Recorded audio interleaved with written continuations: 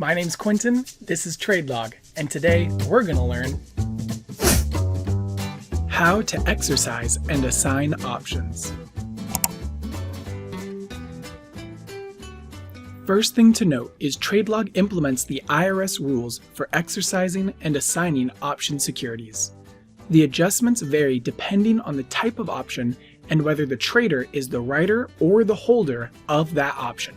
When handled properly, there is no recorded profit or loss generated for the option. Only the stock's cost basis or sales proceed is adjusted. So with that in mind, how do we adjust for the exercised option and assignment? First, go to the top left and click Adjustments, and then click the Exercise button. TradeLog will discover and display the option that needs assigning at the bottom of the screen. The first option in the list will already be selected, and in the top you will be able to see the option that's been selected and a trade record with information that matches that option. Since trade number 5 is an Amazon stock purchase of 100 shares and was for the same price as this option, TradeLog is listing it as a possible connected trade.